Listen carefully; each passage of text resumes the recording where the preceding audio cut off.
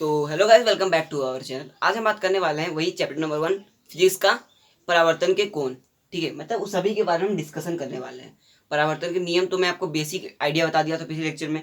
आज हम उसको पूरा करेंगे। ठीक है, क्या है देखो, सबसे पहले पढ़ते हैं आपतित किरण क्या है।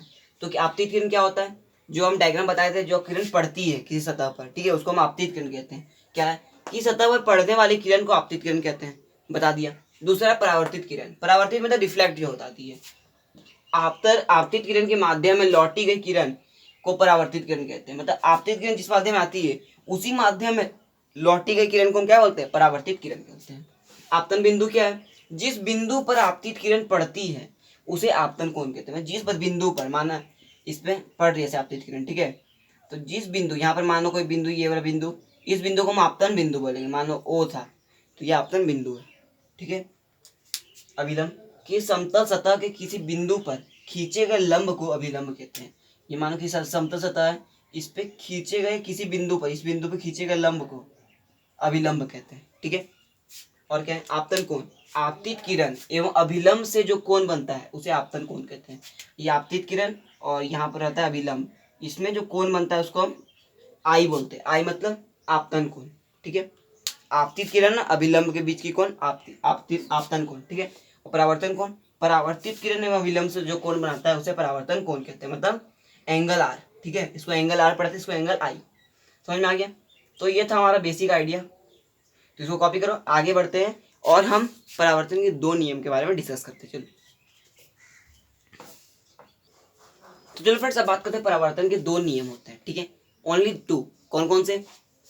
पहला है आपतित किरण, परावर्तित किरण तथा आपतन बिंदु। मतलब ये आपतित किरण, ये परावर्तित किरण, ये तथा आपतन बिंदु क्या होते हैं, पर खींचा गया अभिलंब, पर खींचा गया लंब। ठीक है, मतलब तीनों लंब, आपतित किरण, परावर्तित किरण, तीनों क्या होते हैं, एक ही समतल में होते हैं। देखो तीनों तो एक ही समतल में है, एक ही समतल में है ना भैया, तीनों तो एक ही समतल में है। तो यही हमारा लॉ है। ओके, दूसरा क्या है, आपतन कोण परावर्तन कोण के बराबर होता है। मतलब एंगल आई एंगल आर के बराबर, मतलब आई आर के बराबर होता है। ठीक है, दोनों परावर्तन कोण, ये आपतन कोण या परावर्तन कोण दोनों बराबर होते हैं। ठीक है, तो ये हमारे दो लॉ हैं परावर्तन के, आते हैं एग्जाम में, आ सकते हैं। ठीक है, आपको याद होने चाहिए। तो अब क्या पढ़ने वाले हैं, समतल दर्पण पर लंबवत पड़ने वाली प्रकाश की किरण परावर्तन के बाद उसी पथ पर लौट जाती है। मतलब मानो ये समतल दर्पण है, उस पर अगर प्रकाश की किरण पड़ेगी लंबवत, लंबवत पड़ी तो वापस उसी पथ पे लौट जाएगी, गई उसी पथ पे लौट गई 90 डिग्री एंगल बना के। यहाँ पर एंगल आई कितना है, 0, एंगल आर कितना है, 0। ना आपतन कोण है ना परावर्तन कोण है, क्योंकि दोनों सेम ही लाइन पे है। ठीक है, अब क्या है, प्रतिबिंब क्या होता है, किसी बिंदु स्रोत से आती प्रकाश की किरण, ये प्रकाश लिखा हुआ है, किसी बिंदु स्रोत से आती प्रकाश की किरण परावर्तन के बाद जिस बिंदु पर मिलती है या मिलती हुई प्रतीत होती है उसे उस बिंदु स्रोत का प्रतिबिंब कहते हैं। ठीक है, प्रतिबिंब दो प्रकार के होते हैं, वास्तविक प्रतिबिंब, काल्पनिक प्रतिबिंब। ठीक है, देखो प्रतिबिंब असल में होता क्या है बताते हैं। जैसे यहाँ से टकरा, यहाँ से हमारा बल्ब जल रहा है, ठीक है, तो यहाँ से गया आप किरण, यहाँ से परावर्तन के बाद यहाँ पटका, यहाँ पर कुछ रखा हुआ है ऑब्जेक्ट। ठीक है, यहाँ पर कुछ ऑब्जेक्ट रखा हुआ है, सामान है, यहाँ वस्तु है, तो वस्तु पे अगर पड़ा तो वस्तु पे जिस बिंदु पर पड़ता है ये प्रकाश, वहां पर प्रतिबिंब बनाने लगता है।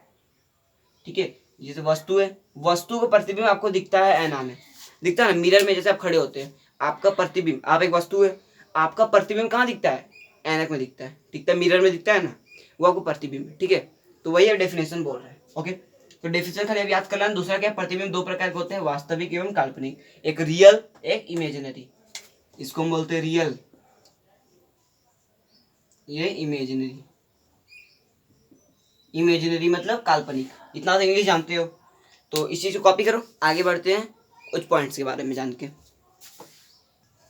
चलो फ्रेंड्स, आगे और कुछ पॉइंट्स के बारे में बात करें। देखो प्रतिबिंब दो तरह के होते हैं, वास्तविक एंड काल्पनिक, उसके बारे में डिस्कस करते हैं। वास्तविक क्या होता है, किसी बिंदु से आती प्रकाश की किरणें परावर्तन के बाद जिस बिंदु पर वास्तव में मिलती है, था डेफिनेशन था प्रतिबिंब का, वास्तव में मिलती है, मिलती हुई प्रतीत होती है। लेकिन प्रतीत कब होती है, काल्पनिक में। किसी बिंदु स्रोत से आती प्रकाश की किरणें परावर्तन के बाद जिस बिंदु पर आती हुई प्रतीत होती है। ठीक है, ये दो डेफिनेशन है। ठीक है, इसलिए वास्तव में पड़ती है, प्रतिबिंब दिखती है, इसमें हमको इमेजिन करना पड़ता है, प्रतीत होती है कि वहां दिखेगा। ठीक है, वास्तविक प्रतिबिंब पर्दे पर प्राप्त किया जा सकता है। ओके, वास्तविक प्रतिबिंब वस्तु की अपेक्षा हमेशा उल्टा होता है। ठीक है, जान गए। चलो दूसरा क्या है, काल्पनिक प्रतिबिंब को पर्दे पर प्राप्त नहीं किया जा सकता है। यह याद रखना, दोनों नहीं किया जाता है, किया जाता है। काल्पनिक प्रतिबिंब वस्तु की अपेक्षा हमेशा सीधा बनता है, ये उल्टा बनता है। ठीक है, और तो जानते हो वस्तु जितनी दूरी पर रहेगा ग्लास से उतनी ही बड़ा प्रतिबिंब बनता है। ये तो जानते हो ना। जैसे जैसे मैं मिरर की 1 सेंटीमीटर की दूरी पर हूँ, ठीक है, तो प्रतिबिंब भी 1 सेंटीमीटर की दूरी पर ही बनता है। एग्जाम्पल दूं, आप कभी सैलून में गए होगे तो बैठते हो, तो पीछे आगे मिरर रहता है, पीछे मिरर रहता है, देखते हो अनंत से अनंत आपको पिक्चर दिखता है अंदर की ओर। अनंत पिक्चर दिखता है ना, वो क्यों दिखता है? रिफ्लेक्शन के कारण, परावर्तन के कारण। इधर परावर्तन हुआ लाइट का, फिर उधर, फिर इधर, इधर, मतलब परावर्तन चलते रहता है, तो वो अनंत तक दिखते हैं। जहां तक देखोगे वहां तक दिखेगा। ठीक है, लेकिन हमको 3, 4, 5 तक दिखता है, उसके ज़्यादा नहीं दिखता है। तो और देखते हो, अगर हम 1 सेंटीमीटर दूरी पर है तो 1 सेंटीमीटर दूरी पर ही प्रतिबिंब लगता है, बन रहा है, लगता है, तो वही होता है। ओके, तो इसको कॉपी करो, हम पढ़ते हैं प्रतिबिंब की विशेषताएं क्या क्या होती है। ठीक है, तो कॉपी कर लो। तो चलो फ्रेंड्स, बात करते हैं समतल दर्पण द्वारा प्रतिबिंब की विशेषताएं क्या क्या होती है। ठीक है, देखो क्या होती है। समतल दर्पण जानती हो, प्लेन मिरर, यही प्लेन मिरर हमारा होता है। ये दिखा दो मैं 3D इमेज में।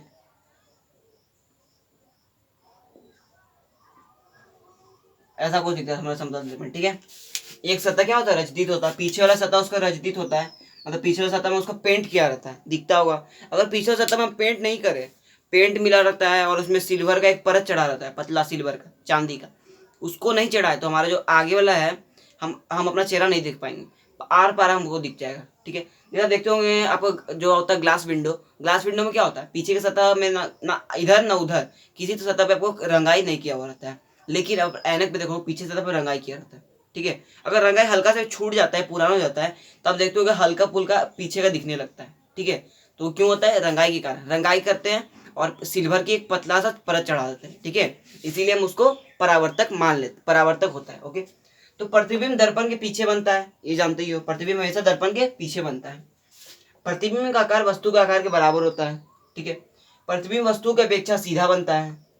प्रतिबिंब पार्श्विक रूप से उल्टा होता है, मतलब प्रतिबिंब वस्तु के अपेक्षा सीधा बनता है। जैसे आप खड़ा होते हो ऐनक के पास, तो मतलब दर्पण के पास क्या होता है, आप जितना सीधा हो तो वो भी सीधा ही बनता है, लेकिन पार्श्विक रूप से उल्टा होता है। जैसे आप यहाँ आपका लिखा हुआ है ABCD, वहाँ लिखा गया ए उल्टा हो जाता है, B उल्टा हो जाता है, दिखता है ना, वो क्यों होता है, इसके कारण, पार्श्विक रूप से उल्टा होता है। ठीक है, प्रतिबिंब पार्श्विक मतलब वही होता है। ठीक है, पार्श्विक मतलब क्या, अगर यहाँ A लिखा हुआ है, सॉरी यहाँ अगर P लिखा हुआ है, तो प्रतिबिंब में क्या बनेगा, ऐसे बनता है ना, ये इसी कारण इसको बोलते हैं पार्श्विक, पार्श्विक रूप से उल्टा। ठीक है, और प्रतिबिंब आभासी होता है, आभासी मतलब इमेजनरी होता है। प्रतिबिंब दर्पण के उतना ही पीछे बनता है जितना वस्तु दर्पण के आगे होता है, तो पता चुका मैं। ठीक है, तो ये 6 आपका क्या है, प्रतिबिंब की विशेषता है। अब बढ़ते हैं हम गोली दर्पण के बारे में। गोली दर्पण क्या था, हल्का गोल तरह का होता है। ठीक है, गोली दर्पण 2 तरह का होता है, एक अवतल एक उत्तल। ठीक है, कॉनकेव एंड कॉन्वेक्स।